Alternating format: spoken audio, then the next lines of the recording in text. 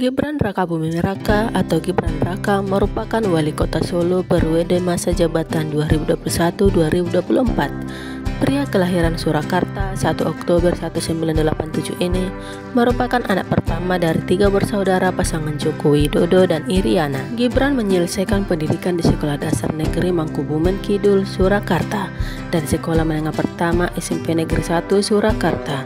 Usai SMP, ia melanjutkan pendidikan sekolah menengah atas atau SMA ke Singapura pada 2002. Selepas SMA, Gibran melanjutkan pendidikan ke perguruan tinggi di Singapura dan Australia. Ia berhasil menyelesaikan pendidikannya di Management Development Institute of Singapura pada 2017 dan di University of Technology Sydney, Australia pada 2010. Gibran menikah dengan Sylvie Ananda pada 11 Juni 2015. Dan dari pernikahan mereka, pasangan ini dikarunia 2 anak, yaitu Jan Etes Srinarendra dan Lalembah Mana. Pada tahun 2020, secara mengejutkan, Gibran memulai karir politiknya dengan mendaftar sebagai anggota Partai Demokrasi Indonesia Perjuangan atau PDIP di kantor Dewan Pimpinan Cabang DPC Solo. Tujuan pendaftarannya adalah untuk mencalonkan diri sebagai wali kota Solo pada pemilihan 2020. Gibran memenangkan pemilihan wali kota Solo.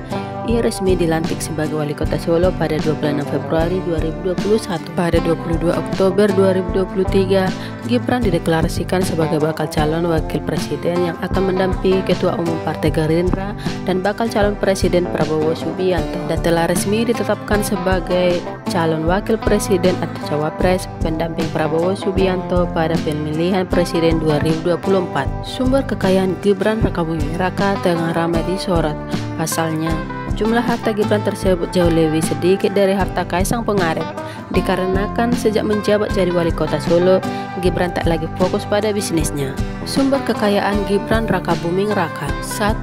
Chili Pare. Gibran merintis karir sebagai pengusaha di bidang catering lewat usahanya yang bernama Chili Pare.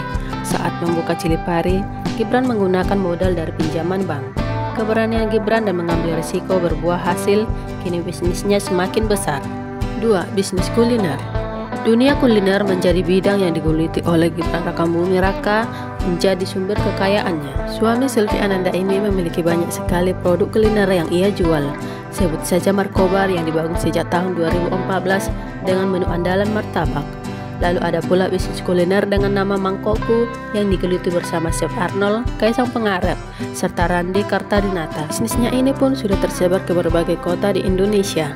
Selain itu, ada pula bisnis camilan dengan nama Kemeripik yang juga dikembangkan olehnya. 3. Kafe. Masih tak jauh dari bidang kuliner, Gibran membuka sebuah kafe dengan nama Pasta Wortel. Seperti namanya, kafe ini menyajikan menu pasta yang diolah dengan resep khas Indonesia. 4. Gula.